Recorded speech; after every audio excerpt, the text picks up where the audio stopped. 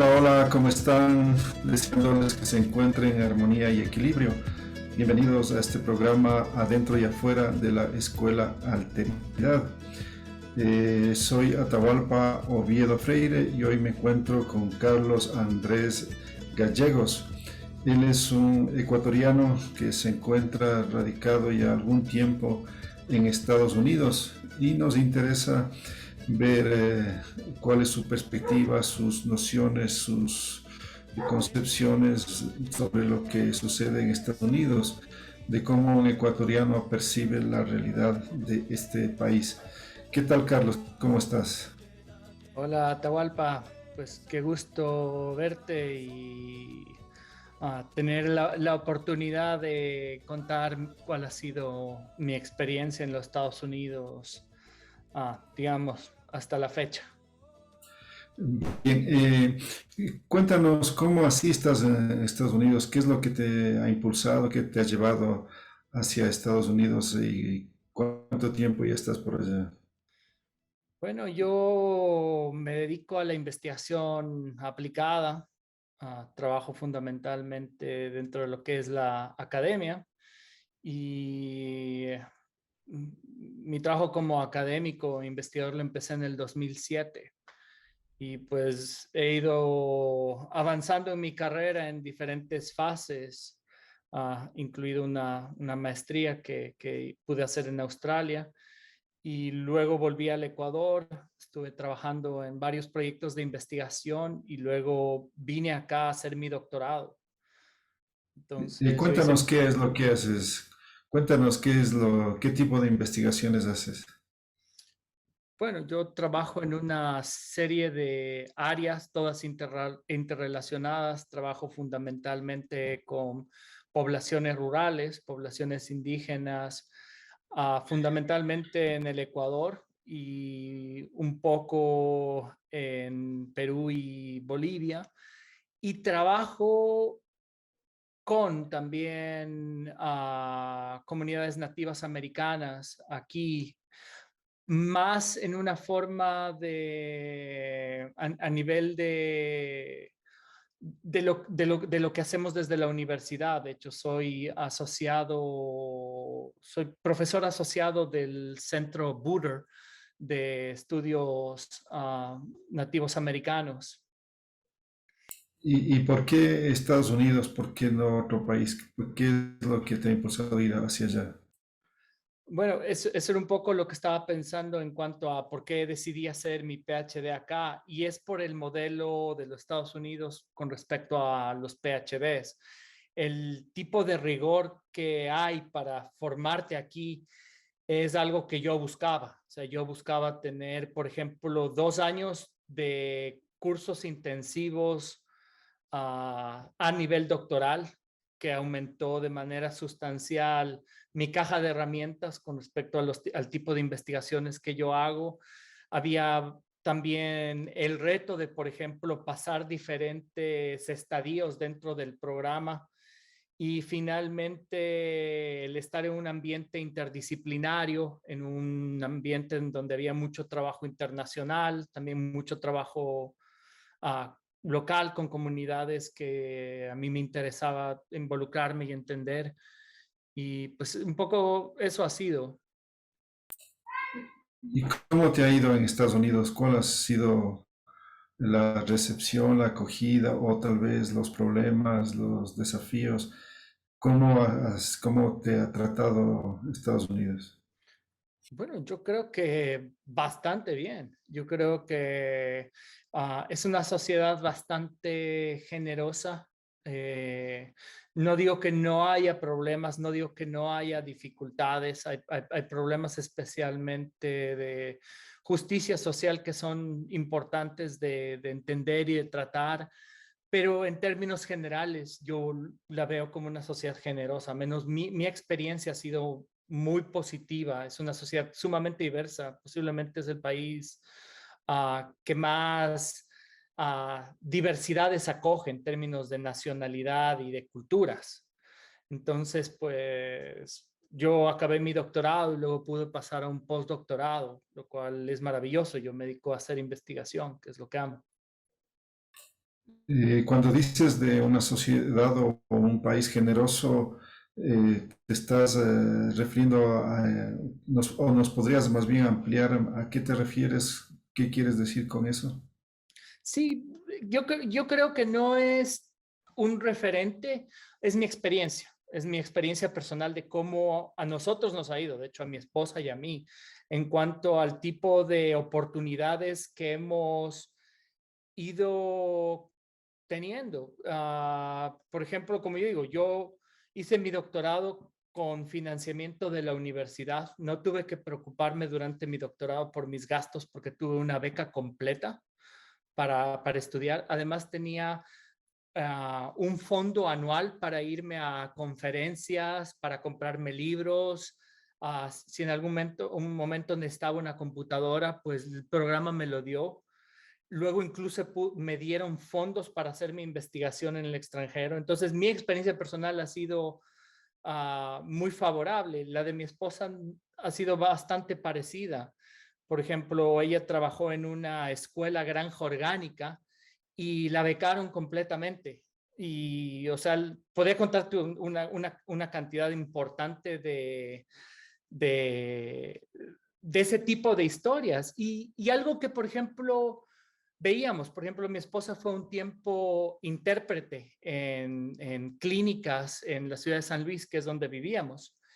Y había mucha gente que migraba de países como El Salvador, Honduras, Guatemala, y incluso personas que estaban en situación de, uh, digamos, indocumentadas, se sentían de largo mucho más seguras que en sus países.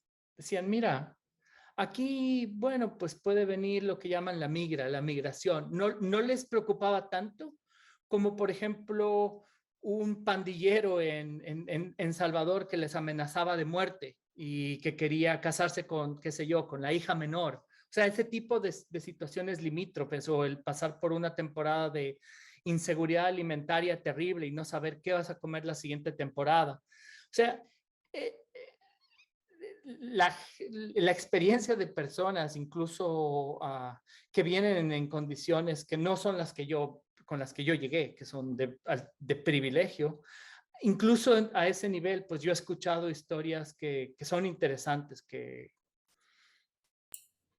¿Por qué crees que Estados Unidos financia estos proyectos o estas formaciones o estas educaciones?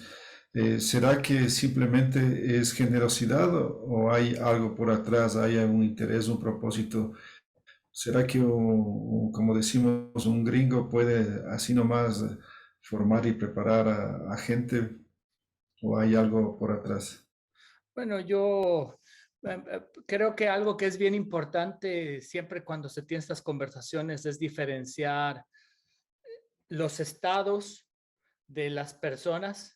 Es importante diferenciar los estados de las agendas de grupos de presión doméstica que tienen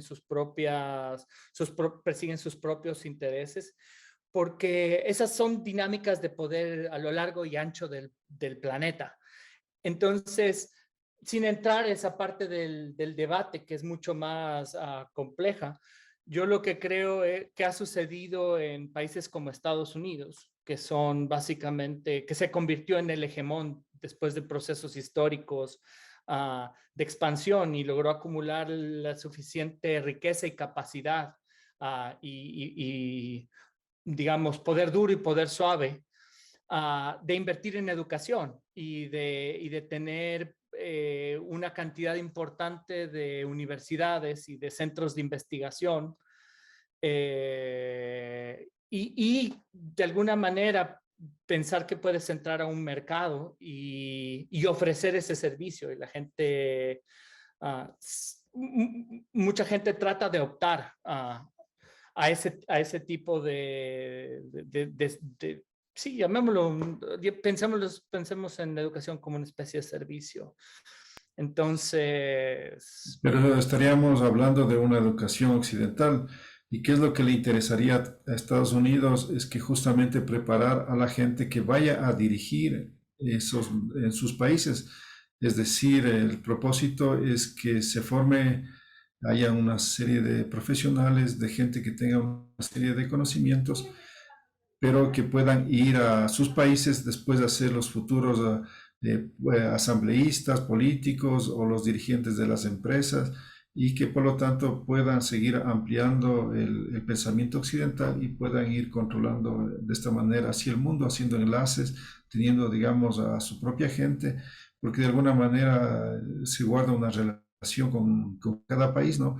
Y cada uno va llevando una serie de, no solamente de concepciones, sino también de estilos de vida. Entonces, de esta manera se va consolidando el mundo occidental. Bueno, o sea, si tú lo partes desde uno de que te programarían cognitivamente y demás para reproducir eso, pues creo que esa es la cultura y todos lo hacemos de alguna manera. O sea, es algo que como humanos hemos hecho todo el tiempo en los diferentes intercambios culturales que han habido a lo largo de la humanidad.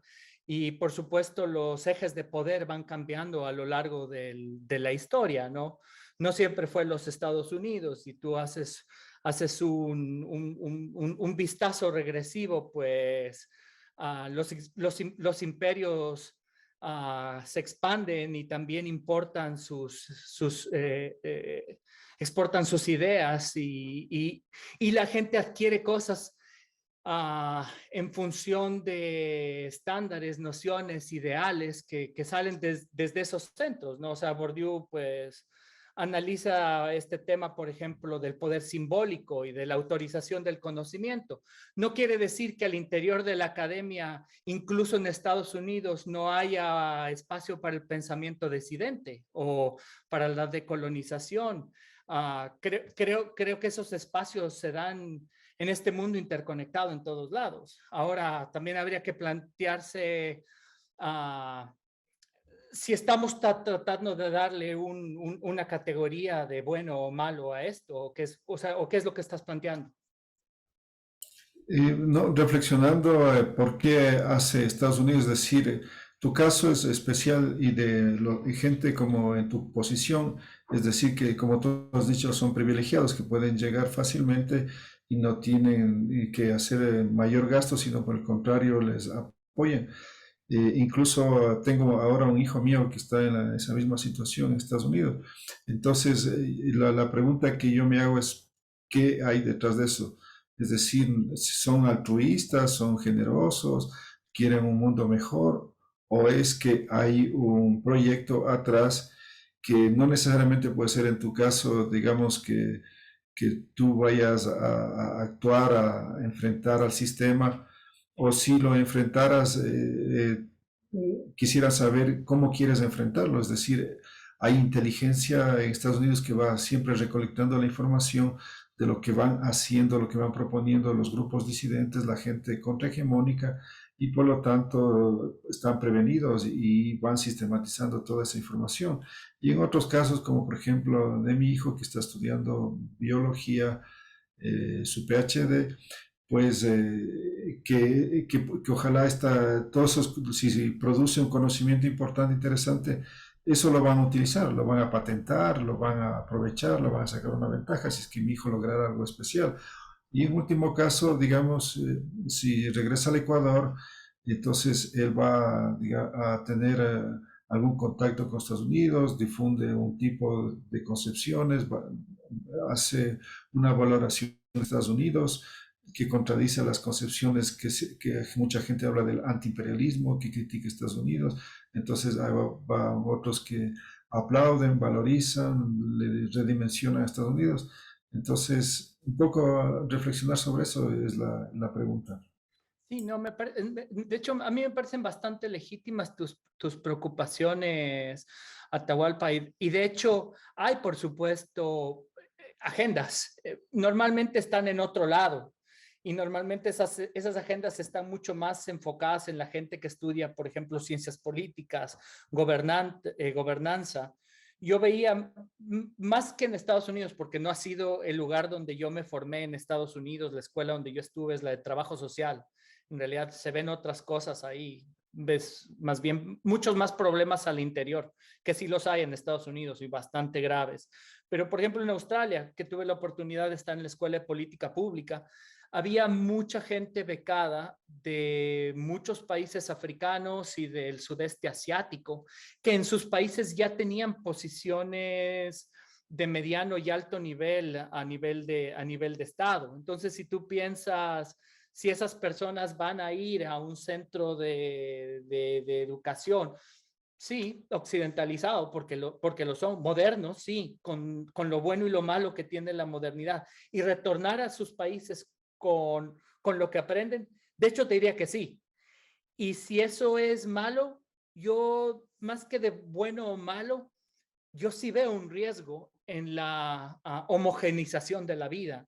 Entonces, si es para simplemente reproducir esa visión autorizada sin ninguna forma de diálogo o de horizontalidad, eso sí es muy riesgoso, pero no necesita ser solo Occidente, puede ser cualquier esquema de poder que tenga ese tipo de agenda.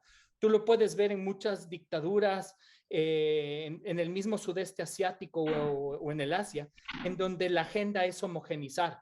Y, por ejemplo, hay países que no reconocen, por ejemplo, el Tratado de la Organización Mundial del Trabajo, el Tratado 169. No lo reconocen, o sea, lo reconocen, pero no tienen ningún cuerpo regulatorio en sus países que, por ejemplo, utilice el término pueblos indígenas. ¿Por qué? Porque te reconozco en un papel, en una firma, pero nosotros no tenemos. Entonces no necesitamos considerar ningún tipo de garantía. Así homogenizas a las poblaciones. Pero el español a veces se me pone un poco, se me traba un poco porque estoy siempre en un ambiente en inglés. Ese tipo de cosas yo las veo como peligrosas, pero igual de peligroso que tener un monocultivo o 5 variedades para alimentar a la población mundial. Eso es peligroso. Bueno, la referencia es que el colonialismo está presente, ¿no? Y sigue avanzando, no es que se ha detenido y sigue buscando ampliación. Y obviamente que el colonialismo norteamericano busca sus influencias. Y de hecho ya las élites africanas que hacías referencia han sido ya colonizadas y por lo tanto quieren apuntalar y quieren manejar más y como consecuencia, digamos, esta gente va a ser aliados de Estados Unidos y llevan modelos y como consecuencia se va afincando más el occidentalismo y a la par va desapareciendo todo lo que es lo ancestral, lo milenario, lo cultural del África y comienza la modernidad a abrirse por todo lado, que implica más mercados, porque eso es lo que van a buscar, ¿no? Que ellos sean los dirigentes y abran a las empresas los espacios, las oportunidades y como consecuencia los mercados se amplíen. Entonces siempre hay un propósito en ese sentido, ¿te parece? Ah, mira, como digo, no discuto que haya grupos de presión doméstica, élites que tengan sus agendas, pero no lo veo exactamente en esos términos, sino que lo veo en términos de sistemas que son mucho más complejos. Y en los términos complejos que veo, de hecho, yo veo que, por ejemplo, incluso al interior de muchos países se están abriendo otros espacios de diálogo y hay, de hecho, un tipo de reconocimiento a las diferencias que no lo he visto antes. O sea, mira, yo soy de los optimistas. Yo creo que como humanidad no somos peores que antes, sino que somos mucho mejores, somos más compasivos, somos más empáticos.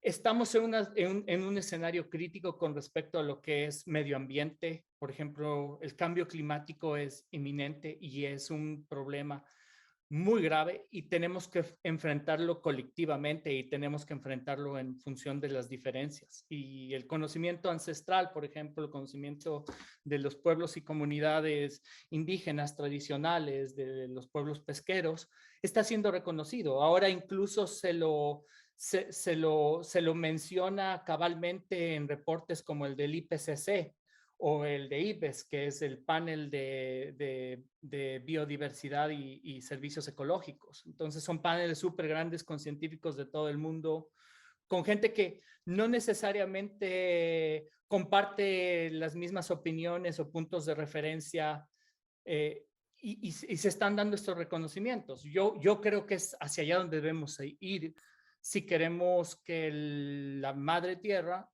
siga siendo habitable, no solo para nosotros como especie, sino para todos. Bien, para ti Estados Unidos entonces sería una sociedad, un referente, un ideal, un modelo, una guía para el mundo. ¿Crees que todo el mundo, el planeta debería ser como Estados Unidos? Uh, no, no creo que es eso lo que yo quiero decir. Lo que quiero decir es que hay espacios, que hay diversidad, incluso al interior de países como Estados Unidos, en donde hay mucho y mucho de qué aprender. Por ejemplo, si tú me preguntas si yo creo que la huella ecológica de los países llamados desarrollados está bien y es justificable actualmente, no lo es, pero tampoco de los países que están en vías de desarrollo y que simulan modelos extractivistas buscando justamente ampliar formas o estándares de bienestar material. Creo que el planeta como sistema vivo no da para eso. Y dicho eso, el planeta entero tiene que moverse hacia otro lado. Entonces, difícil hablar de un ideal en este punto, más bien reconocer las cosas que se está haciendo adentro y afuera de los diferentes países y a nivel regionales. Yo creo que es importante poner puentes de comunicación, aunque no compartamos muchas cosas. ¿Por qué? Por la misma razón que apunto, porque tenemos que ponernos de acuerdo. Entonces, ¿qué podríamos decir además de esto de la contaminación, qué más se podría criticar o hablar de una cuestión desde el punto de vista, digamos, como que debería cambiar o que debería modificarse o la parte criticable, cuestionable de Estados Unidos? ¿Cuál sería? Bueno, yo creo que las... A ver, ¿qué puedo decir? Creo que las ideas de intervencionismo siempre son delicadas, uh, peliagudas en cuanto a básicamente lo que ha sucedido en varios países en donde hay, qué sé yo, una crisis política, humanitaria y una tercera nación intervienen. Eso siempre es complicado cuando lo ves en términos geopolíticos. Yo trato de ver las cosas así y me pongo a pensar si ese tipo de acciones, bueno, siempre son criticables, complejas.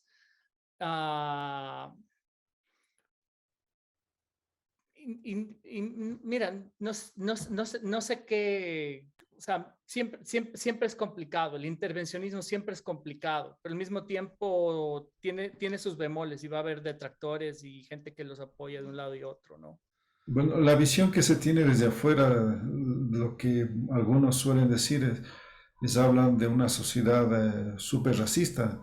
¿Desde tu punto de vista es así o no es tanto que haya racismo en Estados Unidos?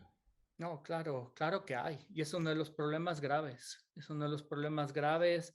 ah, y creo que es algo que se ve incluso en la geografía de las ciudades, en cómo se segmentan las ciudades y dónde se ubican ciertos grupos humanos. Y también se ven en temas como los salarios, se ven en temas como uh, el tipo de posiciones o a las que puedes acceder, ¿no? Tu red de contacto. Ese es, por supuesto que es un problema importante, sí es. Lo interesante es cuando se habla y cuando se empieza a hacer conciencia de esto, porque ahí hay oportunidad de sanar. Como yo digo, yo quiero ver las cosas de una forma propositiva y no enredarme en un esquema de culpas o de señalamientos de quién es el malo y quién es el bueno. Creo que todos somos humanos con una serie de limitaciones. Mi punto es, ok, ¿cómo nos curamos? Por lo mismo que señalo, porque estamos viviendo con la madre tierra juntos y si lo quieres ver como el paciente madre tierra, está mal. Y cuánto más podemos de alguna manera entretenernos en estos problemas sin atender lo más prioritario y las cosas más urgentes. Por ejemplo, a mí me preocupa, si me dices así con la mano en el corazón, mucho más que los estados y la ejecución de los estados o de poner un nombre, por ejemplo, me preocupa mucho más que se llegue a escenarios medioambientales en donde las corporaciones tengan tanto dinero y tanto poder que mantengan ejércitos y coapten ciertos recursos estratégicos. Eso me preocupa mucho más. No creo ni siquiera que los estados están en la misma posición que estaban hace comienzo del siglo pasado. O sea, no creo que esa es la situación. Creo que hay que poner mucho más atención en lo que pasa a nivel de las corporaciones. Creo que ahí es uno de los puntos claves. Ya. ¿Y cómo describirías al estadounidense promedio? ¿Cómo lo visualizas? ¿Cómo lo describirías? Más o menos cómo es un estadounidense, ¿cómo lo captas tú? ¿Sabes qué? De nuevo, creo que aparte de lo que los medios explotan, porque los medios venden temas que son sensacionalistas, entonces siempre te van a mostrar el episodio dramático, la parte, como tú dijiste, cómo se ve o se siente el racismo, también, perdón, también a los ojos exteriores, pero no muestran en cambio que la gente, o sea, no muestran la parte positiva. Por ejemplo, yo veo que la gente es amable, que la gente es mucho menos violenta, incluso en ciudades grandes, que como yo siento cuando voy a mi ciudad, a Quito, donde siento que se ha vuelto una ciudad sumamente violenta, incluso en la calle, como la actitud con la que la gente camina y está, y cómo te botan los carros encima. Tal vez es fenómeno de gran ciudad, pero yo creo que hay mucho más apego o respeto a la norma, digamos. Y eso hace más fácil la cuestión de convivencia. Si tú vas a una tienda y no tienes que contar el vuelto, ya tienes una ganancia. Si no tienes que poner un muro gigantesco porque van a entrar, qué sé yo, un grupo de personas armadas y seguramente someter a la familia, como le pasó a mi mamá recientemente en Ecuador, una situación definitivamente traumática, tienes ganancia. Y de hecho, yo creo que élites de todos los tipos se aprovechan de eso, del resquebrajamiento de las comunidades y en cualquier lado. Sí, justamente esta entrevista y este programa tiene ese propósito de desmitificar muchas nociones. Entonces, la idea es preguntar a la gente cuál es su punto de vista para que nos dé una panorámica tal vez más amplia o diferente, porque obviamente lo que se difunde en el mundo de Estados Unidos genera un estereotipo como del Ecuador hacia el mundo. Entonces, la idea es que podamos tener otras voces que tienen otras miradas y nos acerque tal vez un poco más claramente a lo que sucede. Y a propósito, ¿qué extrañas del Ecuador? ¿Qué es lo que te falta del Ecuador? ¿Qué es lo que valoras? Bueno, yo creo que en primer lugar la familia, creo que es de las cosas más importantes. Creo que cuando sales de la dinámica urbana, el sentido de comunidad todavía es fuerte y cercano. Extraño algo que de hecho, mientras vamos avanzando, también me permite ir pensando en cosas y algo que, por ejemplo, lo he conversado con mi esposa y lo he dicho. eh, a través del esquema de modernidad se genera mucho individualismo, lo cual es problemático. algo que para mí siempre ha sido chocante es, por ejemplo, alguien que saque, qué sé yo, ah, no sé, pongamos una canasta de frutas y la consuma sin miramiento de los demás, sin decir, oigan, ustedes ya comieron, les comparto. Ese sentido de compartir, que viene justamente de nuestras lógicas, por ejemplo, andinas, eso extraño muchísimo. Lo veo como oportunidad en cuanto a lo que se puede hacer, por ejemplo, desde países andinos, donde tenemos que enfocarnos en nuestras fortalezas. Eh, Eso, por ejemplo, extraño mucho, bueno, extraño por supuesto el clima, el poder moverse a través de pisos climáticos y ecológicos muy rápido por la verticalidad del Ecuador, que es increíble estar en un páramo, bajar a bosque húmedo, estar en la costa en pocas horas o subir a la montaña. Eh, Sí, eso, extraño la cultura, el lenguaje, nuestro castellano ecuatoriano es algo que extraño, el tipo de palabras que utilizamos, los quichuismos, ah, como cuando estábamos conversando antes, incluso ¿cómo se llama? La jerga, como de ley, de una, ese tipo de cosas, pues siempre se van a extrañar. No, no digo, de hecho, para mí personalmente, aquí la vida es cómoda, pero nosotros estamos construyendo un proyecto de vida en Ecuador, a pesar de las, las dificultades, como dije, el tema de violencia y criminalidad en el Ecuador, pues la falta de confianza entre nosotros, lo que hemos perdido, pues eso sí preocupa, pero creo que las oportunidades también son maravillosas. Y como decía, mi preocupación mayor es lo que pasa con respecto al proyecto, nosotros como especie, frente a lo que estamos haciendo, nuestra responsabilidad con el planeta, con las otras especies. Creo que desde Ecuador, desde la región andina, se puede hacer mucho. Creo que de hecho eso abraza, por el contrario, la idea de reconocernos de las diversidades, de una interculturalidad. Recuerdo que tú decías en uno de tus escritos la falsa interculturalidad cuando es vertical. Y yo le he visto mucho. Lo he visto, por ejemplo, en los temas de parto intercultural, en donde el médico se ubica por encima de la partera o el partero y tú sientes ese ejercicio de poder frente a prácticas ancestrales que tienen total legitimidad y lo más triste, el perder esa riqueza en cuanto a lo que podríamos hacer si el diálogo fuera genuino, transparente.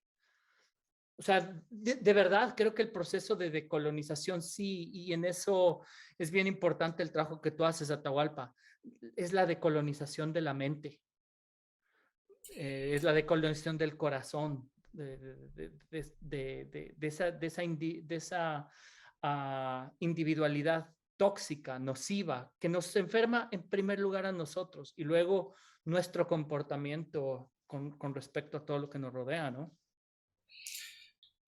Claro, se dice, sí, efectivamente esto de la violencia que está llegando en otros países, que no era así, ¿no? Yo creo que hacia, no hace poco, hasta hace unos 20 años atrás, todavía se decía el Ecuador es una isla de paz, pero apenas en 20 años se ha transformado y uno dice, me imagina que digamos estamos llegando al nivel de Estados Unidos, porque se cree que es una sociedad también violenta y estresada. Cuando tú dices que caminan tranquilamente, esto un poco llama la atención porque tenemos la idea de que la gente ya está muy estresada, está solo trabajando, no tiene tiempo para comer y por eso comida rápida y es una sociedad obesa, al menos esas son las estadísticas, ¿no?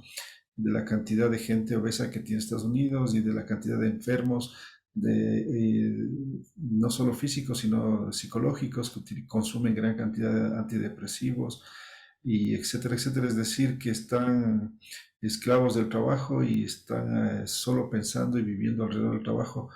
Eso es al menos lo que nos cuentan desde otros puntos de vista. ¿Qué dices tú al respecto?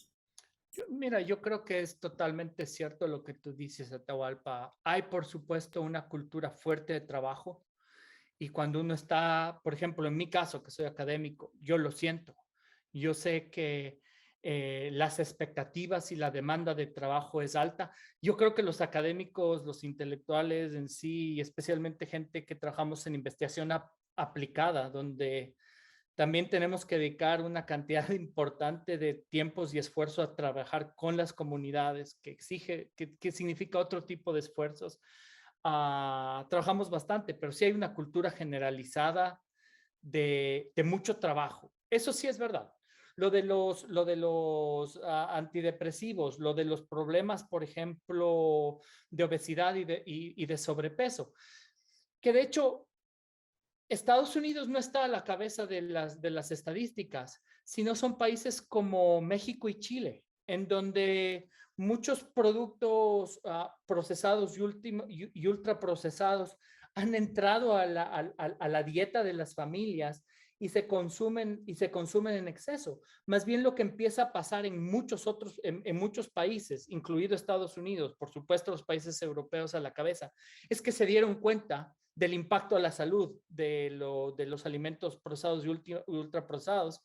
Y se ha generado una serie de, no perfectas, no creo que en ningún país realmente llegan a ser perfectas estas medidas, pero sí una mayor concientización en lo que respecta a los temas de salud poblacional. Entonces, hace poco, por ejemplo, no estaba el ejercicio dentro de las famosas pirámides alimenticias.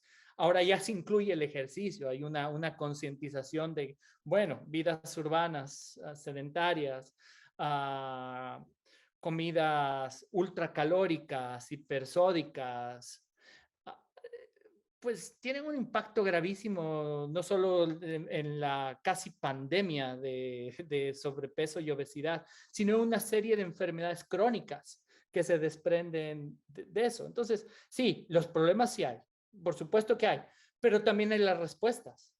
Porque así como, por ejemplo, vemos, y por ejemplo en mi trabajo, que yo trabajo con poblaciones rurales, yo siempre estoy viendo la agencia, la resiliencia, la respuesta.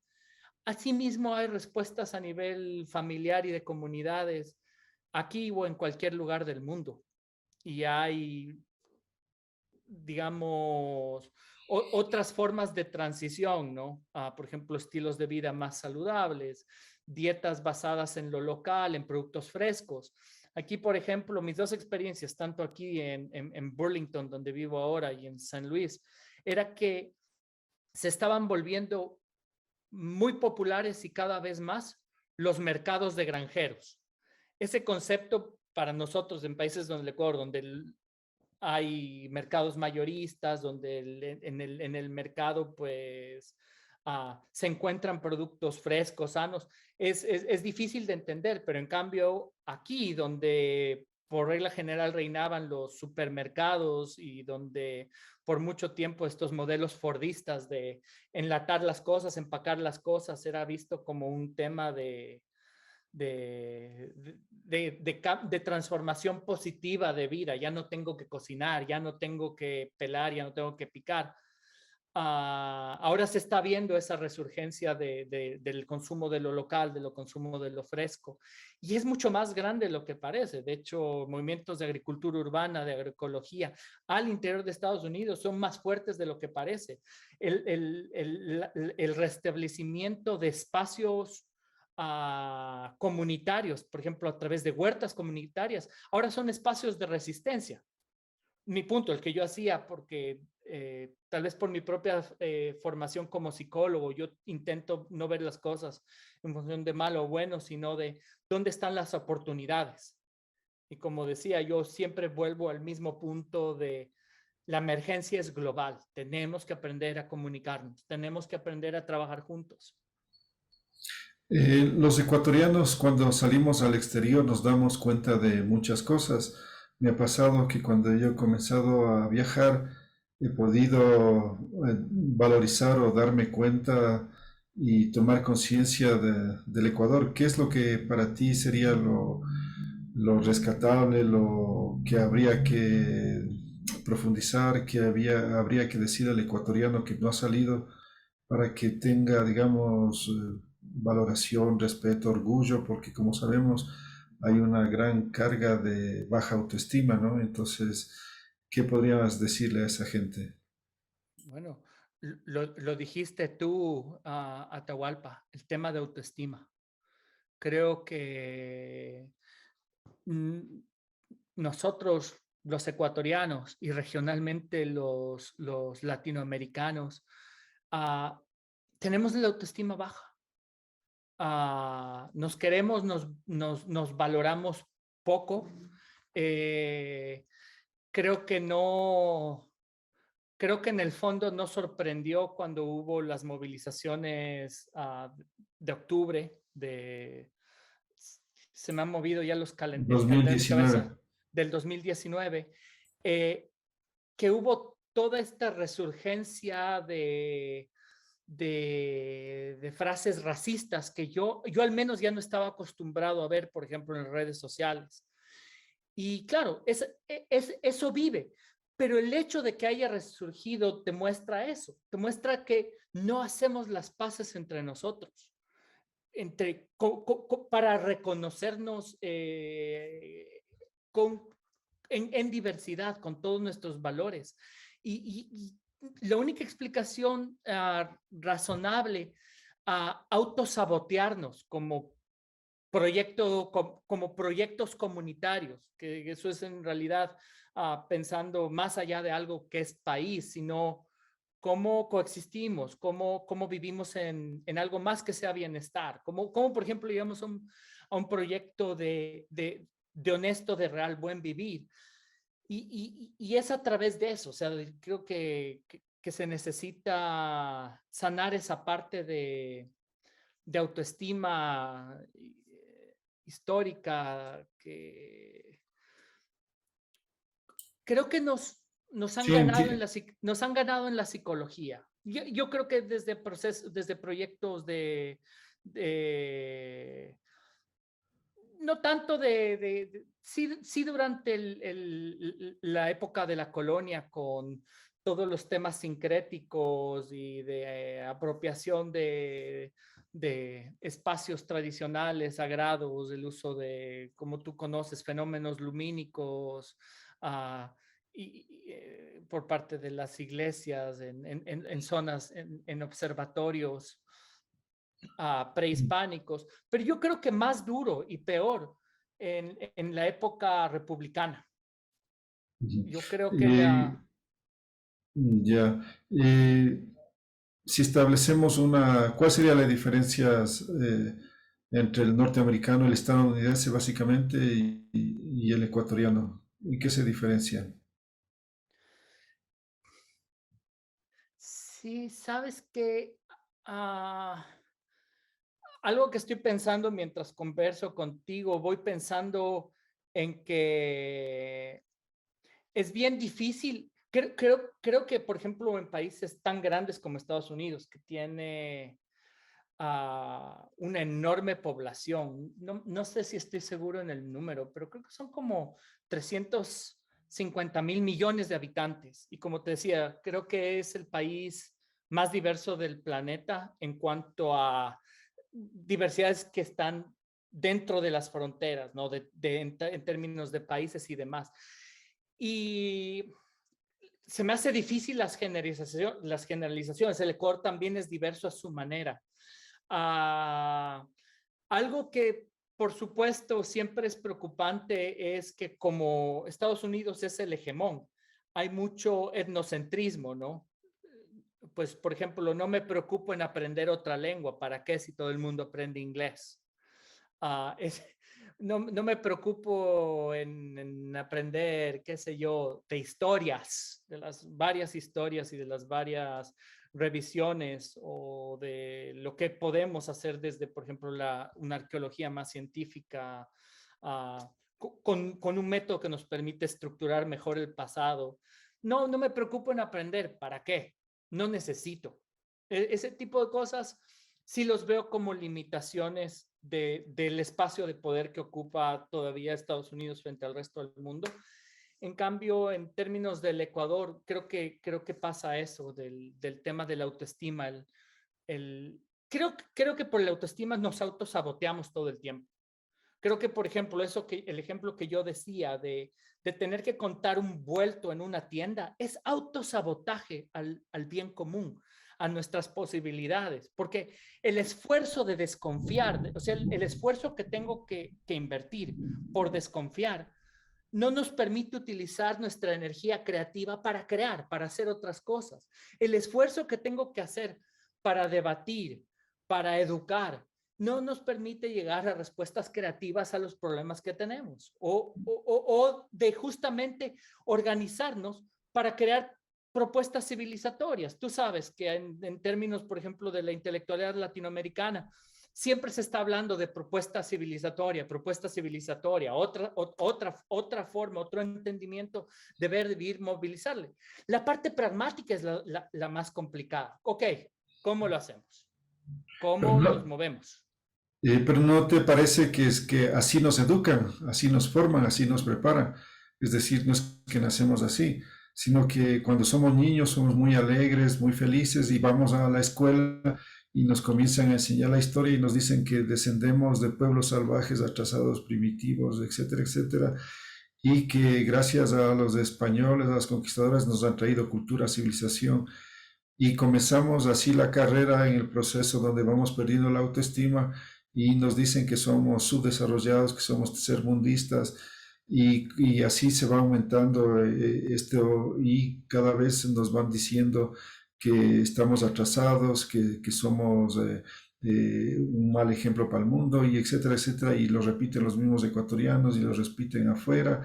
Entonces nos van creando un estado, una conciencia, una forma que es simplemente una acción en donde justamente se trata de dominar, de oprimir, de callar, para que esta gente se mantenga en esa condición y no salga de esa situación. Entonces, tendría ese el propósito de la sociedad, de las élites, de las potencias, para que justamente no haya una reacción, no haya una respuesta y podamos salir, sino que por el contrario tengamos que estar siempre en esa psicología del castigo, de la culpabilidad, de la caridad, y así nos van formando y somos un producto, por lo tanto, de todo eso. Sí, es interesante lo que tú dices, Atahualpa, y creo que como mucho de esta conversación que vamos teniendo, ¿no?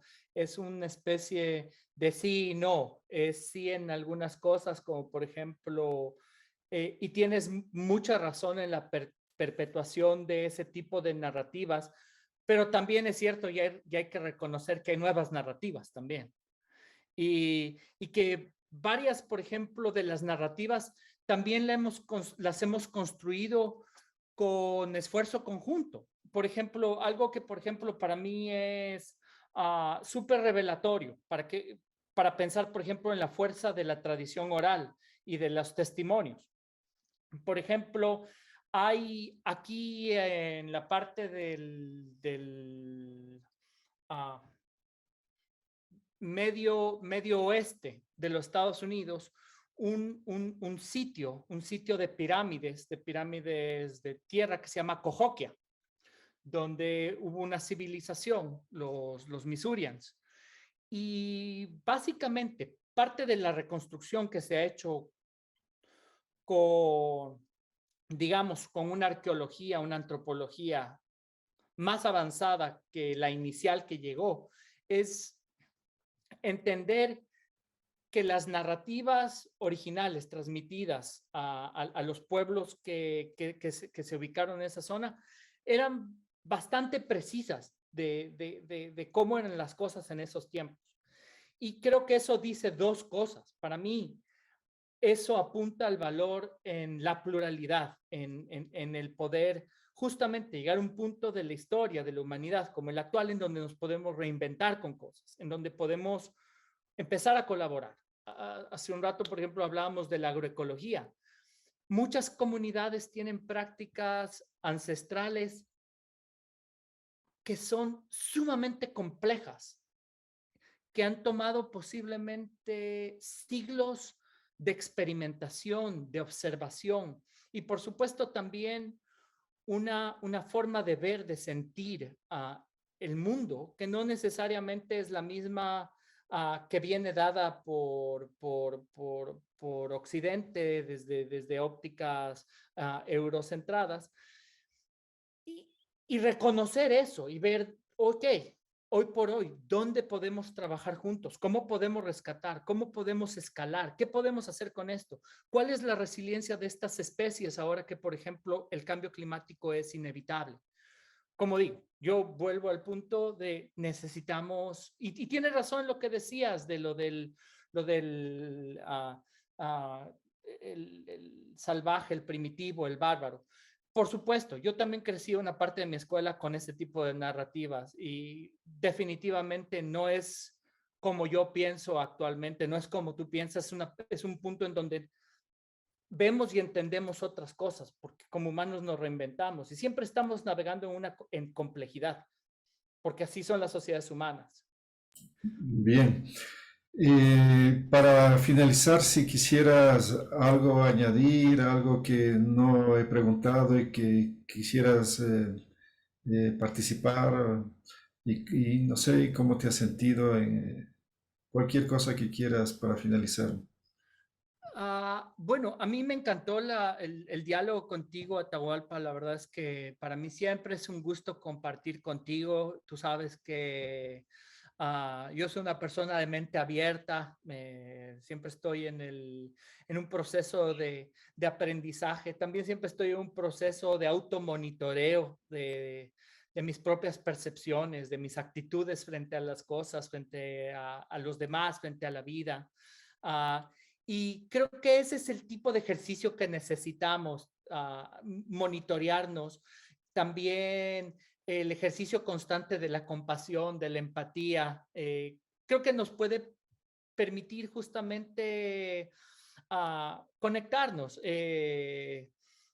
Por ejemplo, Teilhard de Chardin decía, frente a la globalización que homogeniza, que en términos biológicos y sería la extinción de la biosfera, porque no se puede sostener sin diversidades. En términos genéticos, sería posiblemente también nos llevaría, igual que a cualquier especie, a la desaparición. Desaparición. Entonces, la planetarización es el reconocimiento de diversidades, tendemos puentes. Me reconozco, te reconozco, nos respetamos, construimos juntos. Creo que es interesante moverse a diferentes espacios con sus problemas, con sus limitaciones, sea Estados Unidos, España, perdón, puede ser un país, puede ser Madagascar, puede ser Etiopía, puede ser no sé, puede ser un país nórdico, no importa, te da perspectiva sobre las cosas. Creo que es un lindo espacio el que has creado para ver con perspectiva las cosas, para trabajar juntos en una especie de minga. Y creo que nosotros tenemos muchos valores que compartir. Por ejemplo, cuando nosotros hablamos de la minga en nuestras comunidades aquí, gente que está obviamente entregada al tema social, a entender los movimientos sociales, a la respuesta desde lo marginalizado, desde espacios de opresión, reciben muy bien lo de la minga, se entiende, perfecto, trabajemos juntos, trabajemos como comunidad, superemos el ego tóxico que nos enferma a nosotros y nos enferma como comunidades, ¿no? Eso, pues, o sea, nosotros mismos nos fragmentamos del todo. Así es. Gracias, Carlos. Te agradezco profundamente. Muy importante, muy interesante también conversar contigo. Y pues aquí tenemos otro punto de vista, ¿no? Vamos a encontrar diferentes puntos de vista sobre Estados Unidos. Aquí tienen otra visión, otra percepción. y así nos vamos viendo en la diversidad y en la variedad. Un abrazo, Carlos, gracias, hasta pronto. Un abrazo también para ti, Atahualpa, siempre un gusto compartir contigo. Chao. Chao, chao.